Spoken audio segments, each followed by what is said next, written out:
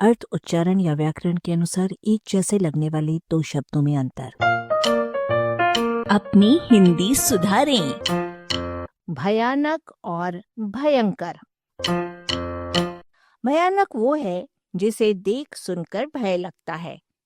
वो डरावना है जिसके सादृश्य पर भयावना भी चलता है, जिसमें मानक हिंदी कोश के अनुसार भय के बाद हिंदी का आवना प्रत्यय है। कोश में भयानक क्रिया रूप में भी दिया हुआ है, जो भय में हिंदी का आना जुड़कर बना है। अर्थ है भयभीत होना या भयभीत करना। किसी किसी के लिए क्रिया का ये रूप भयावना ही है। भय देने वाले अर्थ के द्योतक भयदायक के दायक, भयप्रद के प्रद और भयद के द, तीनों में देना अर्थ वाली दा धातु है। भयोत्पादक भय को उत्पन्न करने वाला है और भयजनक भय को जन्म देने वाला है। भयपूर्ण भय से पूरित या भरा हुआ है। भयानक भय लाने वाला है। वो माने वहन करना, ले जाना, पहुंचाना।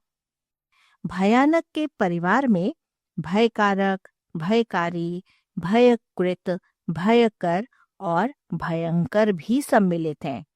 ये भयभीत करने वाला अर्थ के वाचक हैं। भय के अंदर भी डरना धातु है और कर के अंदर क्री धातु यानी करना धातु है।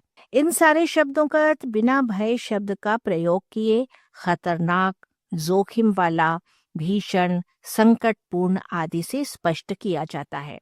आजकल भयंकर गर्मी पड़ रही है, जैसे उदाहरणों में भयंकर में भय कम, प्रबलता अधिक है। भयानक के अर्थ संज्ञापरक भी हैं जो भयंकर के नहीं है। उदाहरण के लिए भयानक शब्द राहु के लिए भी प्रयुक्त होता रहा है और बाघ के लिए भी।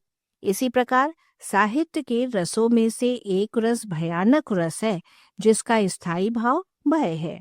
यदि वो भयानक विशेषण होता तो इसकी स्थानापन्नता कड़वा रस आदि के कड़वा आदि से हो सकती थी। हम भयानक नामक रस के बारे में ऐसा वाक्य नहीं बोल सकते, ये रस बहुत भयानक है।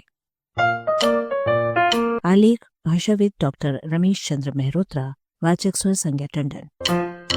arparedio.com की प्रस्तुति।